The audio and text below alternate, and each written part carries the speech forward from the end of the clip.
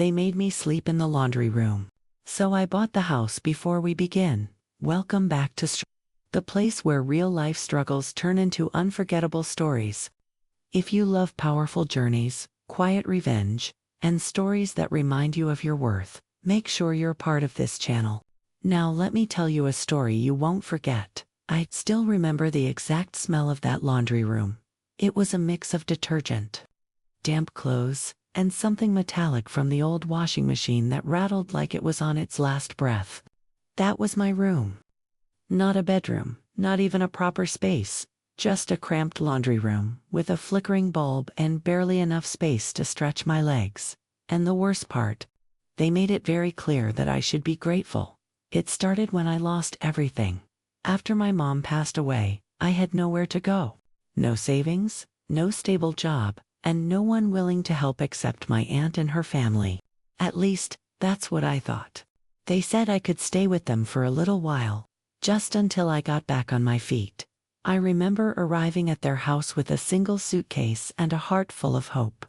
The house was beautiful, 2 stories, big windows, polished floors, and the kind of warmth that comes from a place filled with people. But that warmth wasn't for me. The moment I stepped in, I could feel it. The subtle glances, the forced smiles, the way my cousin looked me up and down like I didn't belong there. "Your room is through there," my aunt said, pointing down a narrow hallway. I smiled, thinking maybe it was a small guest room. It wasn't. She opened the door, and there it was, the laundry room. A thin mattress laid on the floor between the washer and dryer. A single shelf for my things. No window. I hesitated. "This is temporary, right?" I asked. My aunt crossed her arms. "You said you needed a place to stay. This is what we have." I swallowed my pride and nodded, because what choice did I have? The first few nights were the hardest. Every time the washing machine ran, the entire room shook. I barely slept. I would lie there staring at the ceiling, listening to the muffled laughter from the living room, wondering how my life had collapsed so quickly. But I told myself this was just a phase. I would find a job, save money, leave. Simple. Accept it. WASN. Single quotes to living there came with conditions. I had to clean the house every morning, cook dinner most nights, do everyone's laundry, which felt ironic, considering where I slept. And I had to stay out of their way. They never said it directly, but I understood. I wasn't family anymore. I was help. Weeks turned into months. I found a job at a small office downtown, nothing glamorous, just administrative work. The pay wasn't great, but it was a start. Every paycheck, I saved as much as I could. I stopped buying anything unnecessary. No new clothes, no takeout, no small comforts. Just survival. Meanwhile, things at the house got worse. My cousin would complain about me constantly. If I left a glass in the sink, it was a problem. If dinner wasn't perfect, it was a problem. If I came home late from work, it was a problem. One night, I overheard them talking. "She's been here too long," my cousin said. "I know," my aunt replied. "But where is she going to go?" Not our problem. That night, lying in that laundry room, I made a decision. I wasn't going to just leave. I was going to rise. From that moment on, everything changed. I started working harder than ever. I took extra shifts, picked up freelance work online, learned new skills in the evenings, even if it meant sitting on that cold floor with my laptop balanced on my knees. Sleep became optional. Progress became everything. Months passed, and slowly, things began to shift. I got a better job, then a promotion. My income doubled, then tripled. For the first time in a long while, I felt in control. But I didn't tell them. I kept playing the same role, the quiet, grateful girl in the laundry room. Because I had a plan. Every dollar I earned, I saved or invested. I learned about real estate, watched videos, read articles, studied markets. And then, one day, I saw it. A listing. The house. Their house. It turned out they were struggling financially. I hadn't noticed at first, but it made sense. Arguments about money, late bills, stress in their voices. They had quietly put the house on the market. And something inside me clicked. I contacted an agent. I didn't use my real name at first. I didn't want them to know. I went to see the house as a potential buyer. Walking through it felt surreal. The same polished floors, the same walls, the same hallway that led to the laundry room. My room. I stood there for a moment, staring at that door, and I smiled, because this time, I wasn't the girl begging for space. I was the one with power. The process moved quickly. I made an offer, a strong one, stronger than any other they had received. They accepted. Still, they had no idea it was me. The day everything became official, I showed up at the house. My aunt opened the door. Her expression shifted from confusion to shock. "You," she said. I stepped inside calmly. "I'm the buyer," I said. Silence filled the room. My cousin appeared from the living room, eyes wide. "You're joking," she said. "I'm not." My aunt tried to laugh it off. "There must be some mistake." "There's no mistake," I replied. "The paperwork is done." They stood there, frozen. The roles had changed, completely. "What does this mean?" my cousin asked. "It means," I said, looking around the house, "you'll need to move out. As per the agreement." The same words they once implied to me. "Not our problem." I walked down the hallway, stopping at the laundry room door. I opened it slowly. The same thin mattress, the same flickering light, but it felt different now, because I wasn't trapped there anymore. I turned back to them. "You made me sleep here," I said calmly, "and told me to be grateful. No anger, no shouting. Just truth." I continued, "because it taught me something." They didn't say a word. It taught me that I would never depend on anyone who sees me as less than I am. I closed the door gently. "I'll give you time to pack," I added, and just like that, I walked out. Not as the girl who arrived with a suitcase and nowhere to go, but as someone who built everything from nothing. A few weeks later, the house was empty. I moved in properly this time. I redecorated, changed the colors, opened up the space, and the laundry room. I turned it into a small office, a place where I could work, think, and remind myself how far I had come.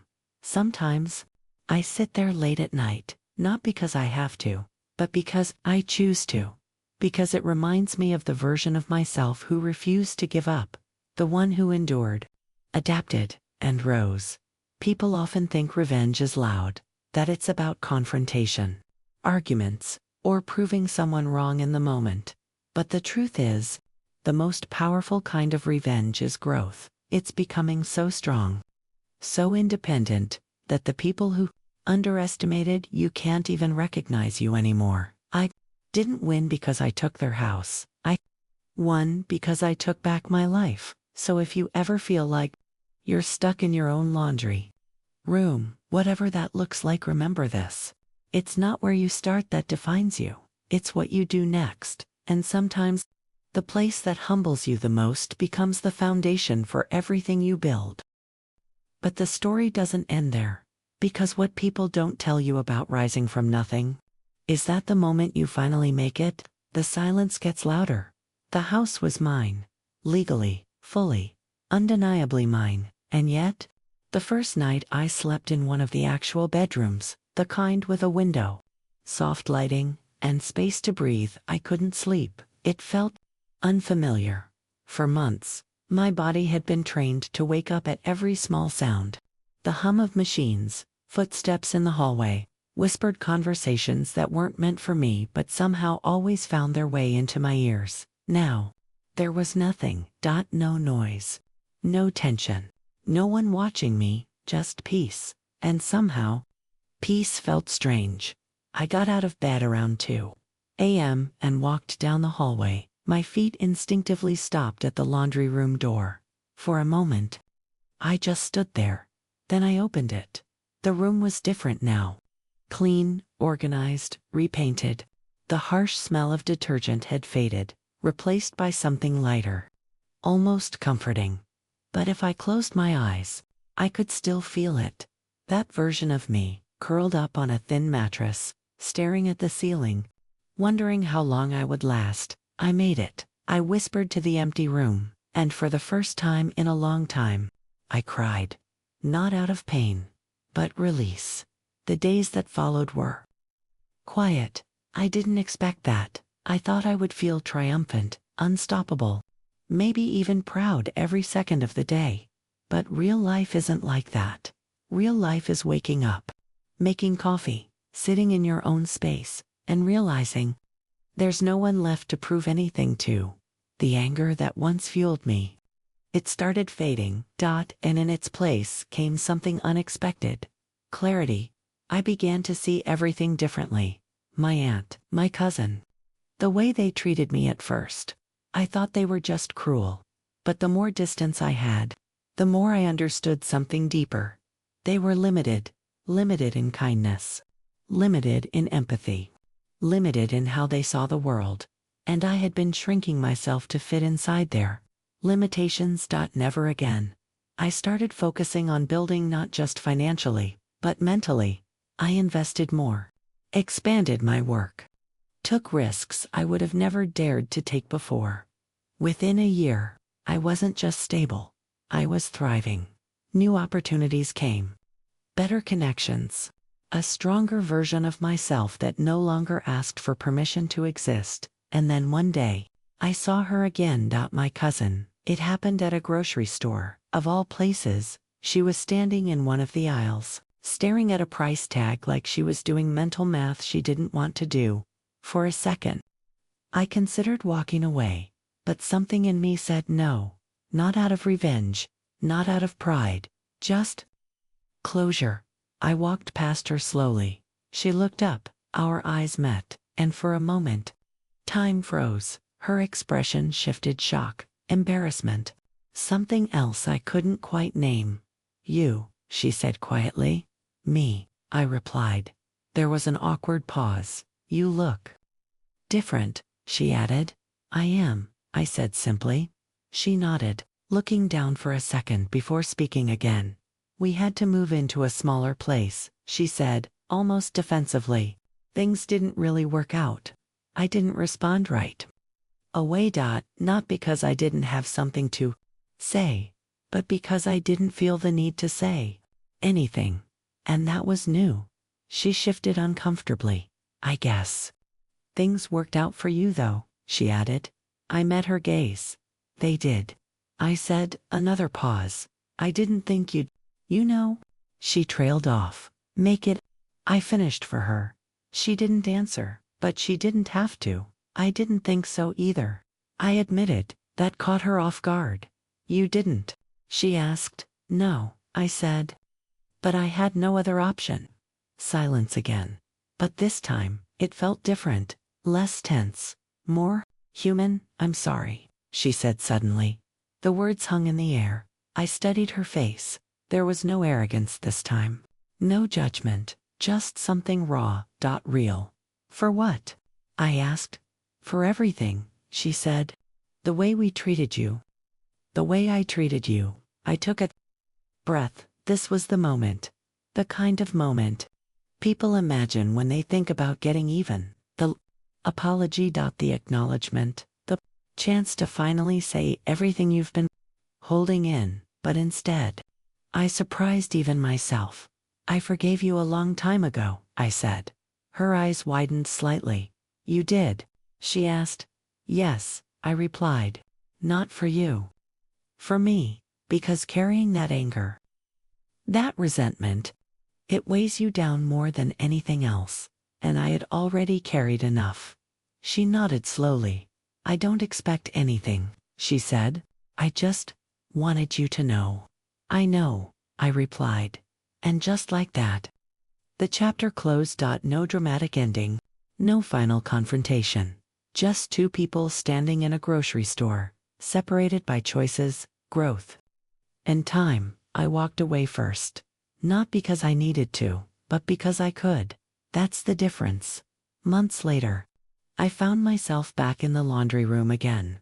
But this time, It wasn't late at night, it was a bright afternoon. Sunlight from the small window I had installed filled the space. My laptop sat on a clean desk. Plants added a touch of life. The walls were painted in a soft, calming color. It was no longer a place of survival. It was a place of creation. I sat down, opened my laptop, and started working. And for a moment, I paused, because something hit me. This room, the one that once represented everything I had lost, was now the place where I built everything I had gained. Funny how life works like that. The places that break you can also rebuild you, if you let them. So if you're listening to this right now, and you feel like you've been pushed into a corner, like you've been underestimated, overlooked, or treated like you don't matter, remember this story, not because it's about revenge, but because it's about transformation. You don't need to prove people wrong with words. You don't need to fight every battle. Sometimes, the most powerful thing you can do is quietly build a life so strong that their opinions no longer have a place in it. This wasn't just about a house, it was about dignity, self-worth, and the decision to never accept less than what you deserve. So wherever you are right now, keep going, keep building, keep believing in the version of yourself that hasn't fully arrived yet. Because one day, you'll look back at your own laundry room and realize it was never the end of your story, it was just the beginning. Thanks for being here with Storyova, and I'll see you in the next story.